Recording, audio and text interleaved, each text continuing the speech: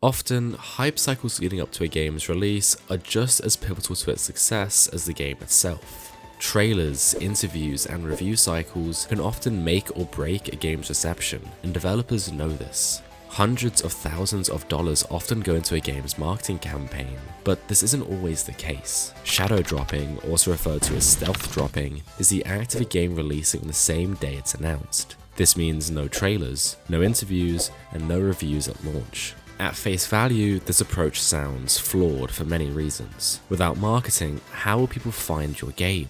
Without early reviews, how will players know if a game is any good or not? With its secretive nature and given how long game development can take, this approach is ripe for leakers to ruin everything. And yet, more and more in the gaming market, developers have come to favor this approach. With every E3, Nintendo Direct, or whatever Xbox and Sony are calling them these days, comes brand new releases day of. But does shadow dropping games actually work? In this video, I aim to evaluate the efficacy of this approach to game releases, discussing many games which were shadow dropped and whether it's aided its success or spelled its early demise. Today is gonna be our day.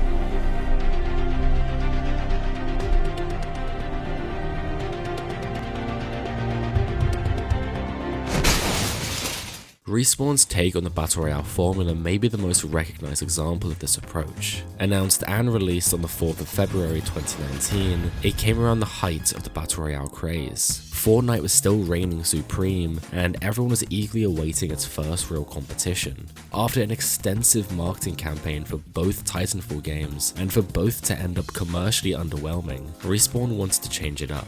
Following the explosive popularity of Fortnite, they knew that in order to cut into the market, they needed to be different. Not only this, but they feared backlash from Titanfall fans over the exclusion of the series' principal features, mainly the Titans. Shadow dropping felt like the only solution, to silence any fears that may have grown before launch, and to confidently prove that the Titanfall formula was still strong without the giant mechs. When Apex was released, it was like a tidal wave, constantly picking up more and more buzz. It was an overnight success, dominating YouTube and Twitch, receiving endless praise, and being dubbed the Fortnite killer was all the marketing Respawn needed, and it was all for free. This is the biggest pro in favor for the shadow drop. Developers can prioritize their funding into the game's actual development, rather than a large chunk go into its marketing. Typically, developers opt for the 25 to 50% rule, which states that for whatever development cost, between a quarter and a half of that should be spent on its marketing. For context, Modern Warfare, which released the same year, spent just under $100 million on marketing alone. A large chunk of money like that taken out of development could have led to many concessions in the game, which would inevitably lead to a worse product. The surprise factor for the game's release can also be a mixed bag.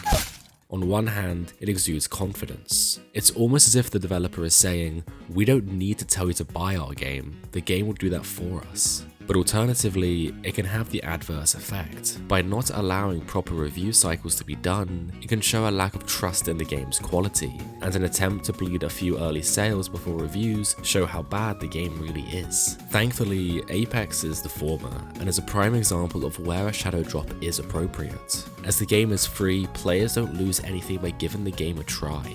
Reviews aren't required as players have the ability to make up their own mind at no cost. The shock factor only added to this, giving the players the instant ability to try the game, with it still fresh in their mind from its announcement. Well, that was the intended effect anyway. Apex suffered from a shadow dropped game's worst nightmare. Before its announcement and subsequent release, the game was leaked all over the internet, ruining its surprise. And it's a shame, as this announcement was really spectacular. Looking back at Apex's shadow drop, it was pretty special. It felt like Respawn knew what they were doing, it wasn't a flippant decision. Shadow dropping a free game exudes confidence, and can help bolster player numbers in the early days. And once word of mouth starts, it can very easily spiral. Unfortunately, leakers can dampen its effect, but overall, when a game is good, shadow dropping can prove very fruitful.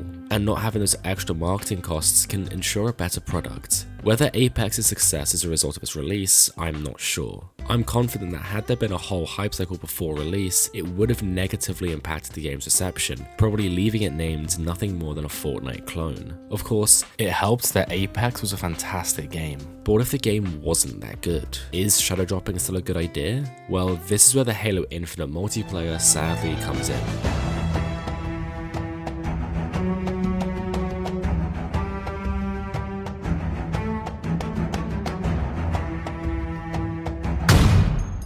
The development of Halo Infinite is such a massive kerfuffle, I'm sure many of you actually forgot its multiplayer was shadow dropped, just over 3 weeks before the campaign.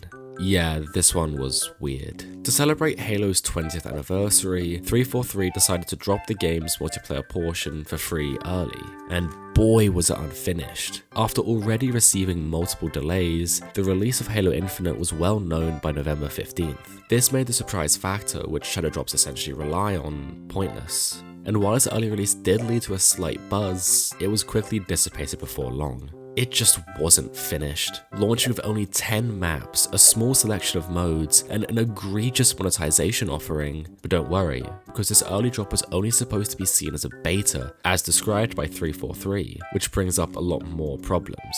If it's a beta, then it's not releasing early. If it's a beta, why does it have monetization? If it's a beta, then why is nothing changing before release? By dropping Halo Infinite's multiplayer early, 343 confused fans, created superfluous hype for an unfinished product, and inevitably overshadowed their own campaign launch by already souring the fan base. So the question then becomes, why did they do it?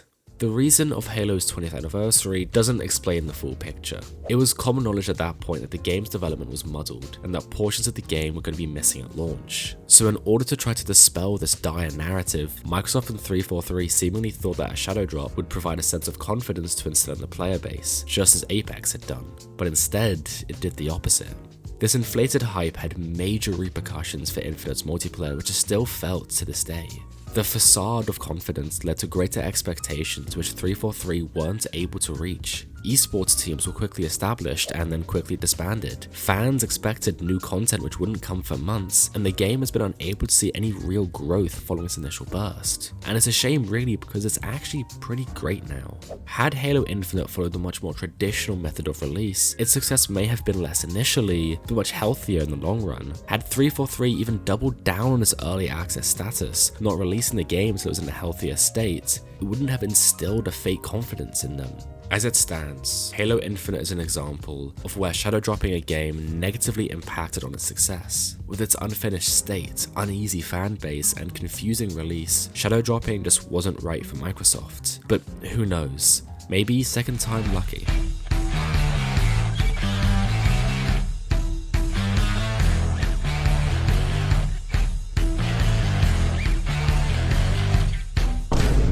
No one saw Hi-Fi Rush coming. No leaks, no rumors, nothing. And thank God there wasn't. The surprise of this game's release is wholly unique in the gaming landscape. Not only was its shadow drop a massive surprise, but no one saw Tango Gameworks making a rhythm-based action game, with their speciality being immersive horror experiences. But even more than that, shadow dropping Hi-Fi Rush was exactly what Microsoft needed.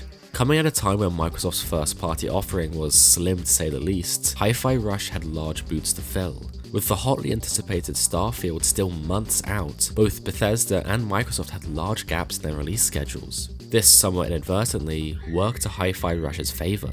Shadow dropping a game requires players' schedules to be wide open. You couldn't shadow drop a game a day before Elden Ring, as players just wouldn't bother playing it. But in mid-January 2023, the stars aligned for something big to release. Not only this, but the way it was announced was pivotal to its success. During Microsoft's Developer Direct, where they were detailing their biggest releases of the year to come, was where we got our first look at the game, and it made a very strong impression. Gameplay trailers, interviews with developers, mechanic breakdowns. Somehow, Tango were able to condense an entire marketing campaign into a 10-minute segment, and with such confidence, it was infectious. It was difficult to go anywhere online following this announcement without seeing Chai's face plastered everywhere. And once people actually fully got their teeth into the game, it only got worse. A large factor in Apex's success with the shadow drop formula was the fact that it was free to play. This allowed the absence of reviews to not negatively impact on its sales and player base. Sadly, the same can't be said for Hi-Fi Rush. With an albeit reduced price tag, the game still requires a payment to try out, making its shadow drop somewhat questionable. Well, that would be the case if it wasn't for Xbox Game Pass. Practically everyone who has an Xbox has Game Pass now. With its affordability and giant catalogue of games, it's a hard offer to pass up. And by placing Hi-Fi Rush front and center of the service, you don't need review outlets to tell you how great it is. By shadow dropping Hi-Fi Rush, Microsoft were able to show they still had aces up their sleeves. They still had great first-party games, reminded everyone the suite of amazing studios they have under their belt, and reiterated how strong Game Pass is. Hi-Fi Rush is an excellent example of how to shadow drop a game, and I imagine this approach to releasing games is only going to get more popular as time goes on. Shadow dropping a game has its benefits. Reduced costs for marketing, a show of confidence, and a strong element of surprise can all entice developers to favor this approach, but it isn't without its risks. Done incorrectly, it can lead to adverse effects, such as waning confidence and the game fading into obscurity. As it stands with its infrequent nature, I hope they stay a rare occurrence in the gaming market, reserved for special cases rather than frequent ones. Games such as Apex and Hi-Fi Rush are great examples of these special cases, and with the growing success of Game Pass, it can be a great alternative for indie developers who can't spare the cost for marketing. Thanks for watching.